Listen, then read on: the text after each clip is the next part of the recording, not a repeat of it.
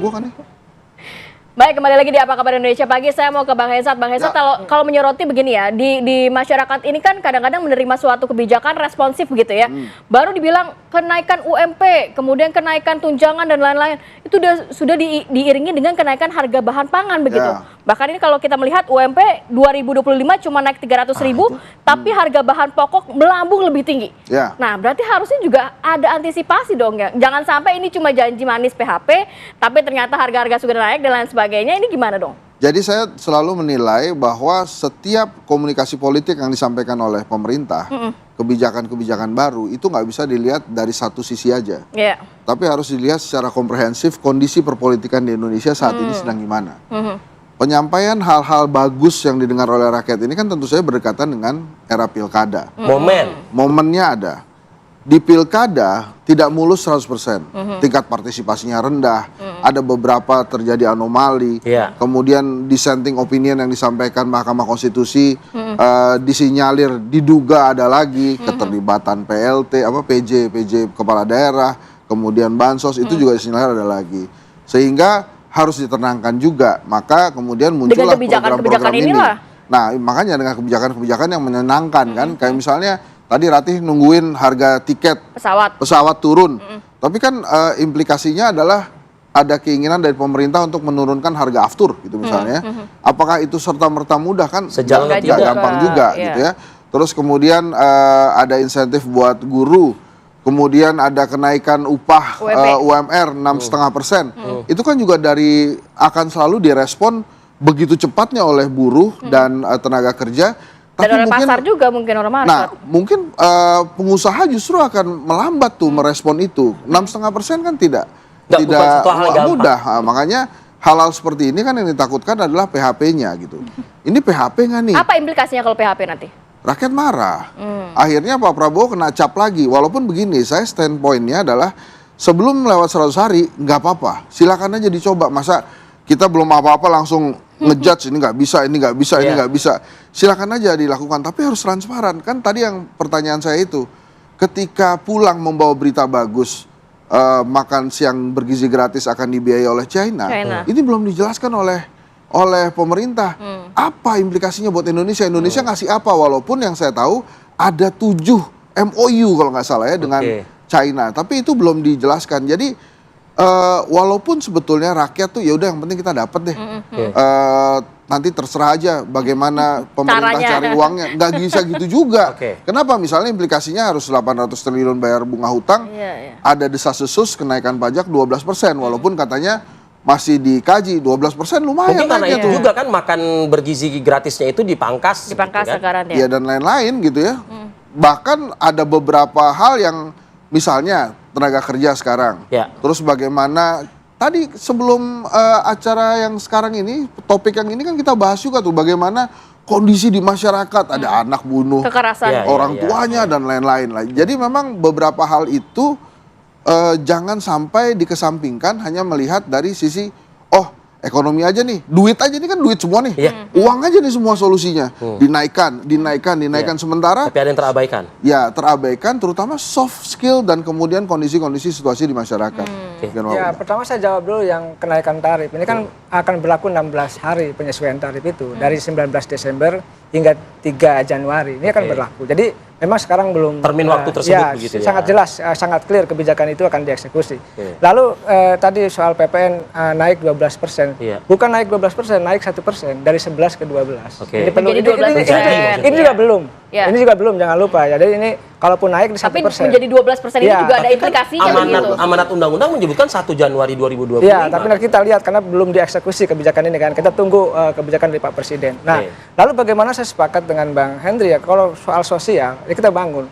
Zaman Pak Jokowi mungkin infrastruktur yang dibangun. Nah, ke depan ini sumber daya manusia yang akan dibangun oleh Pak Prabowo. Kita meyakini bahwa Indonesia Emas 2045 adalah dibangun dengan konstruksi tadi, salah satunya adalah makan bergizi gratis. Nah, ini kan program jangka panjang yang sudah dipersiapkan oleh Pak Prabowo. Saya masih ingat dulu programnya sebenarnya Pak Prabowo punya program yang tadi yang sangat jelas, sangat clear untuk memastikan anak-anak Indonesia bergizi. Saya masih ingat bagaimana misalkan saya dulu mohon maaf, kekurangan gizi lah ya. Bagaimana saya kurus sampai hari ini itu juga menjadi persoalan. Kalau Bang Henry sangat kelebihan gizi. Nah, oleh karena saya baru aja loh, Mas. Dulu saya begitu juga. Nah, dalam konteks itu saya meyakini ini yang harus dibangun oleh Pak Presiden, memastikan anak-anak Indonesia tidak ada yang stunting. Gizinya tercukupi, nutrisinya oke, proteinnya juga oke gitu. Oke, kalau masyarakat lihatnya mungkin yang penting programnya jalan, tapi tadi kata Bang Hensat, duit dari mana? Apakah memang sama China ini banyak perjanjian-perjanjiannya sehingga bisa membiayai kita makan bergizi gratis? Yang pasti gini, postur anggaran kita kan disesuaikan. Misalkan tadi dari 15 ke 10% sesuai dengan 10.000 ya, dari 15.000 itu memang sudah dikaji oleh Pak Presiden bahwa memang di daerah tertentu itu cukup dengan kalori 600 sampai 700 kalori itu. Jadi menurut hemat saya apa yang dilakukan oleh Pak Presiden sudah on the track dalam konteks memastikan ya anak-anak Indonesia baik di pesantren maupun di pendidikan formal untuk mendapatkan gizi yang sesuai dengan. Soal keterlibatan asing itu Kang Ujang? Ya tentu nanti ada Pak Presiden sendiri yang menjawab itu ya, karena dalam konteks ini ada juru bicara yang khusus untuk menjelaskan ini. Oleh karena itu saya dalam konteks bidang politik memastikan bahwa Pak Prabowo komitmen tadi bahwa dalam 1 bulan sudah melakukan langkah-langkah yang progresif. Ada janji manis gitu ya? Tidak ada janji-janji yang PHP tidak ada. Tidak akan ada omon-omon. Akan dieksekusi bagaimana makan siang bergizi 2 Januari kita akan eksekusi. Ya tentu kita akan lihat nanti bagaimana kondisinya gitu. Lalu juga bagaimana tadi kenaikan UMP 6,5 sudah dieksekusi. Artinya ini sudah berbincang juga dengan stakeholder dalam hal ini pengusaha begitu misalnya. Sudah ya, kan gini, keseimbangan ekosistem 2 entitas misal buruh dengan kalangan pengusaha harus dijaga. Pemerintah punya tugas besar mengawal agar dunia usaha berjalan dan buruh juga bisa ditingkatkan kesejahteraannya. Ini yang harus kita jaga, pemerintah memastikan ini. Tidak boleh juga misalkan buruhnya naik lalu pengusahanya rugi. Oleh karena itu ekosistem itu dijaga sehingga memastikan 6,5% adalah angka ideal hari ini dan terus akan ditingkatkan ke depan begitu. Takutnya gebrakan di awal, jangan-jangan nanti 2025 banyak kan pajak apa gitu ya, yang justru memberatkan masyarakat. Ya tentu tadi ya kita membangun bangsa ini dengan optimisme, dengan keikhlasan. Jadi Pak Prabowo punya keikhlasan untuk membangun, dan kita lihat pidato-pidato Pak Prabowo bagaimana rakyat menjadi fokus utama dalam konteks untuk disejahterakan. Dan saya kenapa mau bergabung ya ke pemerintahan Pak Prabowo, karena punya keinginan besar untuk mensejahterakan rakyat itu. Bagaimana misalkan kredit macet nelayan, petani, UMKM dibersihkan, ya kan, dengan syarat tertentu gitu. Ini kan menjadi komitmen. Bayangkan di pemerintahan sebelumnya tidak ada. Ini kita lakukan, kita eksekusi.